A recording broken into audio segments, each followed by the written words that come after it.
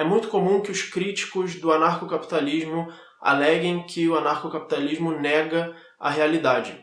Neste vídeo vamos analisar se isso é verdade ou não. Primeiramente, vamos determinar a que um sistema político se propõe.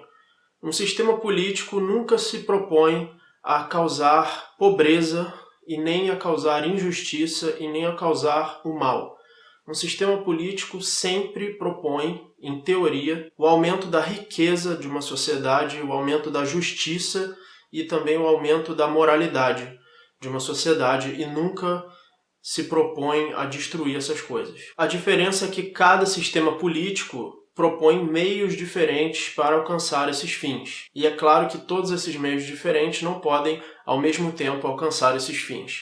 Alguns sistemas políticos usarão meios errados e esses meios errados gerarão o efeito contrário do que o sistema se propõe. Portanto, alguns sistemas políticos são fantasiosos, porque usam meios errados para alcançar a riqueza, a justiça e a moralidade. E um sistema político estará certo se ele usar os meios corretos ou eficientes para alcançar esses fins. Portanto, vamos analisar se os meios propostos pelo Estado e propostos pelo anarcocapitalismo são corretos para alcançar esses fins, ou eficientes, ou se são incorretos. Primeiramente, a riqueza. Como a riqueza é gerada? A riqueza é gerada através da produção de bens de consumo, e esses bens, por sua vez, vão satisfazer finalidades do indivíduo. O indivíduo vai usar bens econômicos para satisfazer os seus fins, para alcançar os seus fins. E isso é que é considerado riqueza. A riqueza é subjetiva, ela depende do valor que o indivíduo dá aos meios escassos, e esse valor varia também para cada indivíduo. Por isso, o aumento de riqueza se dá através também de trocas voluntárias, já que o indivíduo vai trocar aquilo que ele valoriza menos por aquilo que ele valoriza mais. Por exemplo, se você comprar um par de sapatos por R$100, significa que você valorizou mais aquele par de sapatos do que os R$100 e o vendedor ou o dono da loja valorizou mais os R$100 do que o par de sapatos. E por isso houve a troca. Porque os dois lados se julgaram numa situação melhor do que a situação anterior. O comprador julgou que ele está numa situação melhor depois de comprar o par de sapatos e o vendedor julgou que ele está numa situação melhor depois de receber R$100 e se desfazer dos sapatos. Lembrando que a riqueza necessariamente é gerada pela produção desses bens econômicos e pela troca voluntária desses bens econômicos.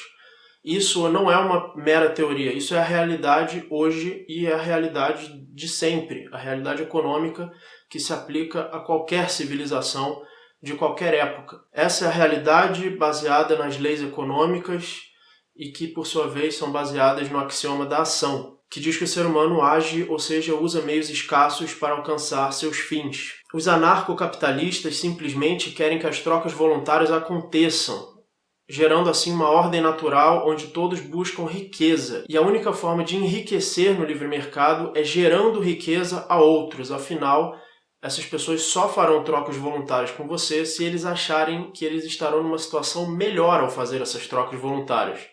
Portanto, quanto mais trocas voluntárias acontecem, mais as pessoas estão lucrando, porque ambos os lados de uma troca voluntária estão lucrando, ou seja, estão se julgando numa situação melhor do que a anterior, estão mais próximos de alcançar os fins que eles desejam. Isso é o conhecimento básico de economia austríaca. Se você pegar o livro do Mises, o Human Action, a Ação Humana, isso já está bem no iniciozinho do livro. Se os anarcocapitalistas se propõem a gerar riqueza através de trocas voluntárias e através da produção de bens econômicos, como o Estado se propõe a gerar riqueza?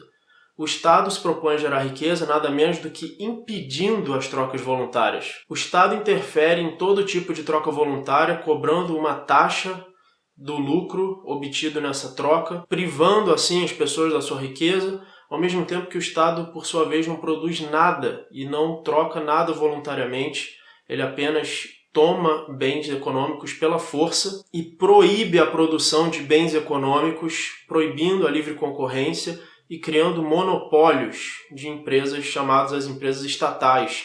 E mesmo das empresas não estatais também cria monopólios através de regulações que impedem a concorrência de entrar no mercado, impedindo a concorrência por melhor preço e qualidade de produtos, impedindo a produção de bens econômicos e impedindo as trocas voluntárias, o Estado economicamente e necessariamente gera pobreza. O método que o Estado usa é exatamente o contrário do método econômico de geração de riqueza.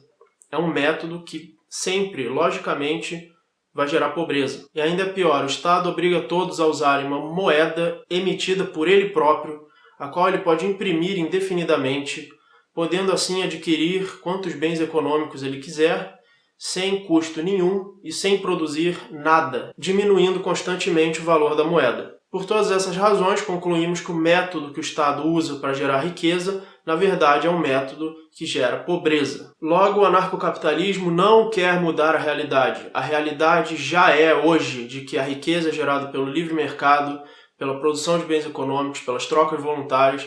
O anarcocapitalismo respeita isso e quer que isso continue acontecendo indefinidamente. O Estado, sim, quer mudar a realidade, tentando fazer com que um planejamento central seja capaz de gerar riqueza, e isso, sim, está fora da realidade, isso é uma fantasia, isso não faz qualquer sentido. E quanto à justiça? O próprio conceito de justiça implica em uma lei que possa se aplicar a todos os indivíduos a fim de eliminar conflitos entre eles. Exatamente o que o anarcocapitalismo propõe, a lei da propriedade privada, onde o indivíduo nunca está justificado em violar a propriedade privada de outro indivíduo. Qualquer criminoso que viole a propriedade pode ser punido por isso e as pessoas estarão livres para se armar, livres para se defender como quiserem desses criminosos e também para fornecer e contratar serviços de segurança. E como o Estado se propõe a fornecer justiça? Criando leis arbitrárias que não se aplicam igualmente a todos os indivíduos, se aplicam de forma diferente dependendo do tipo de indivíduo, dando a si mesmo o monopólio da violência e do roubo, afinal o imposto é roubo, você é obrigado a pagar por isso pela ameaça da força. E o próprio Estado viola a propriedade dos indivíduos, impedindo os indivíduos de usar o seu próprio corpo e a sua própria propriedade do jeito que quiserem, de forma pacífica, sem interferir na propriedade alheia. Mais uma vez, o anarcocapitalismo se mostra realista, propondo uma lei coerente, enquanto o Estado se mostra uma fantasia, propondo uma lei que se contradiz e ele próprio sendo uma organização que promove injustiça pela sua própria existência. E finalmente, pelo ponto de vista da moral, o anarcocapitalismo promove um dos elementos mais essenciais da moral, que é o livre-arbítrio. Moral implica em escolha, na capacidade de escolher entre o certo e o errado. Se um Estado tenta obrigar as pessoas a ser morais, na verdade ele está impedindo isso, porque ele está impedindo-as de fazer a escolha por conta própria, pela moralidade, que é o que de fato torna uma pessoa virtuosa. Além disso, o próprio Estado é imoral, causando apenas pobreza, violência, expropriação em massa e assassinatos em massa através de guerras, e além disso, escravidão também. Afinal, o serviço de lutar numa guerra é um serviço obrigatório e ainda dá penas extremamente altas para traidores e desertores. As mortes causadas pelo Estado não se resumem apenas às guerras. Afinal, o Estado desarma as pessoas, deixando-as vulneráveis a qualquer tipo de bandidos, dando a liberdade aos bandidos de cometer os crimes que quiserem, pois sabem que as pessoas não podem se defender, afinal o Estado as desarmou. Portanto, o Estado é imoral, enquanto o anarcocapitalismo dá ao ser humano a escolha de se tornar virtuoso. O Estado trata o ser humano como gado, que são cultivados para alimentar a classe política, enquanto o anarcocapitalismo mantém o status do ser humano como um fim em si mesmo, responsável por suas escolhas e digno de valor moral. Portanto, concluímos de todas as formas possíveis de que o Estado é, sim, um sistema político fantasioso. O estatismo é uma fantasia, é uma crença absurda num conceito completamente contraditório, enquanto o anarcocapitalismo, sim, é realista, ele é baseado em teorias coerentes e toda realidade precisa ser coerente, não existem conceitos contraditórios na realidade. Se um conceito é contraditório, você já pode ter certeza de que ele é falso. O Estado existe sim, mas ele não é o provedor de justiça, riqueza ou moralidade, pelo contrário, ele é um parasita, um vampiro que destrói esses valores, que seriam maiores sem a presença do Estado. Se existe alguma riqueza, moralidade ou justiça na nossa sociedade, ela existe apesar do Estado e não graças ao Estado. Então é isso, espero que vocês tenham gostado do vídeo. Se você gostou, clique em gostei, se inscreva no canal, veja outros vídeos relacionados na descrição e até o próximo vídeo.